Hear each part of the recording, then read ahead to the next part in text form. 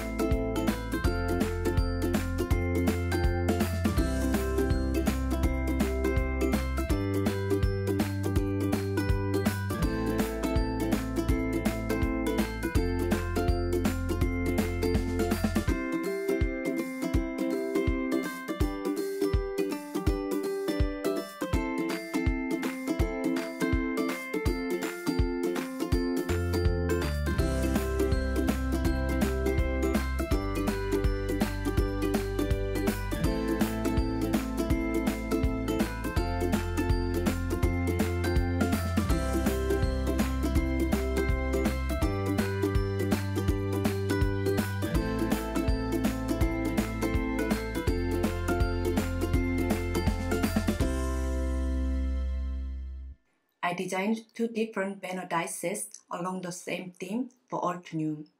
These dies will help you decorate a party or create home decor. You may use it as is or combine it with our mega alphabet dies. I also designed these mega alphabet dies to help you cut large capital letters in no time. You can create custom banners and signs, or use the letters individually as a focal point on any project. In today's video, I'm going to use the Mega Alphabet U die, Party Banner die set, and Ditsy print stamp set. This is the test card I made before I started filming the video. I just wanted to create an irregular card rather than A2 size standard card. Then my husband suggested me to use the colored cardstock underneath of my card front, so it's peeking under the fishtail of my party banner die cut. I actually liked his idea and decided to change my card design as he suggested. I'm going to start by cutting out my Nina Solo white cardstock into A2 size using my Timo's paper trimmer. Then I'm pulling out my Mega Alphabet U die and Party Banner die set. Both dies are designed to fit perfectly on the A2 size paper. I'm going to place my pocket banner die and paper between cutting plates and run them through my Spellbinder's platinum die cutting machine. As you can see, this die also creates a stitched edge which helps you sew your fabric or felt if you want to create a small pouchy. Then I'm going to place my pocket banner die cut inside my mini Misty stamping tool and hold the paper in place with magnets. I'm going to use Altenew crisp dye inks today for stamping my images: Pink Pearl, Coral Bliss, Heartbeat, Parrot, and Olive. You can also get creative with your color choices, and I'll show you my second color combo later in this video. I chose the Ditsy print stamp set because this floral bouquet layering image is perfect for spotlight stamping while it brings the feel of country home to my project. As you can see, I placed my mega alphabet U die on my pocket banner die cut temporarily to help me find the placement for the first layer of my floral bouquet. Once I'm happy with the placement, I'm going to close the misty door to pick up the stamp. I'm inking up my stamp with a light color, which is pink pearl, and close the misty door to stamp the image on my paper.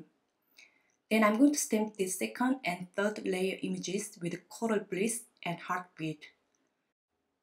Please note that I'm going to stamp the image twice or 3 times in the same position to get a nice intense ink impression until I build my entire image. As you can see here, I'm having the insert card of the Ditsy print stamp set next to me, so I can look at the layering guide while stamping. However, alternate layering stamps are very easy to line up, so you don't need the layering guide that much. Once my flower is done, I'm going to stamp the outline image with alternate permanent black ink. Then I'll be stamping my leaves with 2 different greens, parrot and olive. Here I'm using my mega alphabet die again to arrange the placement of my second bouquet image. Then I'm going to repeat the same stamping process like I did for my first bouquet image. I'm using my heat tool between stamping to dry my paper to prevent from ink smudging when I switch to a different ink color. But you can skip this process if you only stamp one time for each image. Today I'm using my Mystic tool for stamping as it helps me stamp the images in the same and perfect placement to get a good and intense impression. It also allows me to stamp several images at once to save my time. Once my stamping is done, I'm going to die cut the letter using the Mega Alphabet U die out of my stamped banner panel and white foam foam. If you don't have a white foam foam, you can die cut several letters out of white cardstock and stack them together. I'm mounting my stamped banner panel on the pocket banner die cut using Altenew glue tape. Then I'm going to inlay my die cut letters to add dimension using a glue pen. I'm going to pull out the green leaf cardstock from Simon Says stamp. If you are not sure which colored cardstock you should use, just choose any color from the color combo you used for your stamped images. I'm scoring my cardstock at 1/4 inch with a scoring board and bone folder. Then I'll be cutting my cardstock into 4¼ inch by 5½ inches using my paper trimmer. You can cut your cardstock to A2 size first and then score the cardstock later if you want to. Then I'll be attaching my party banner panel on the colored cardstock to make a top folding card. Here is a plastic container full of my sentiment leftovers. I store all of them in one place for future projects. But that's also useful when I'm not sure which type of sentiments will go with my card design.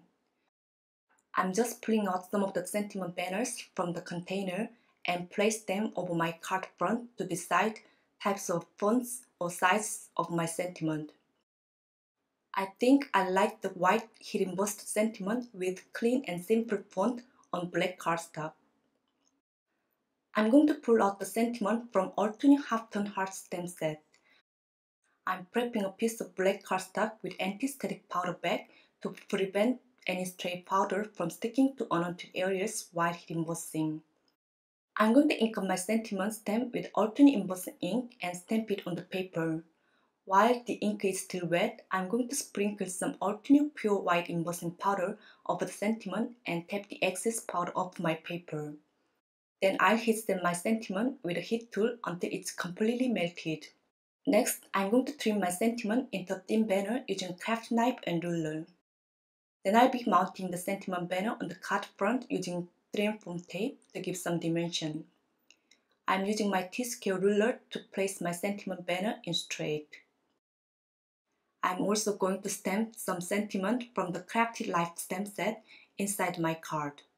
This stamp set is designed for all you paper crafters out there and is packed with fun phrases and sentiments in a trendy mix of fonts. This time I'm heat embossing the sentiment with Altenew Rose Gold Crisp Embossing Powder. So my first card is done. And I'm going to create another card using the same design. But this time, I'm going to use the pocket banner die set for my card front panel and stamp the images with a unique color combo from Altenew Crisp Die Ink collection. Citrus Burst, Fresh Lemon, Honey Drizzle, Volcano Lake, and Lagoon. Now I'm going to turn on some music and speed up the process because it's the exactly same process like I did for my first card. So feel free to skip the clips if you want to. And I'll be back soon after I'm done with my second card.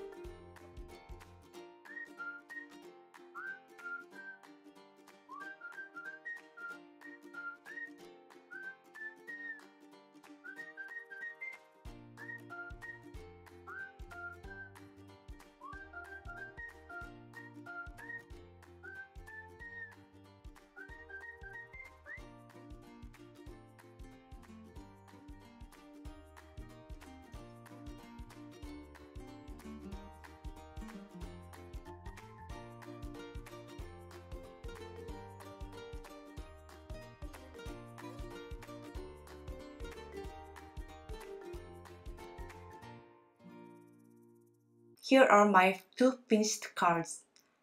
Same theme but with different color combo. Which card do you like better? Please leave a comment below and I'd love to hear from you. You can definitely hang these cards on the wall by using the whole dice included in the dice set. I think it would be great if I create a few more cards and make a word like happy or create and tie them together with a ribbon or twine and hang my cards on the wall in my craft room. It would make a nice home decor. This is it for today.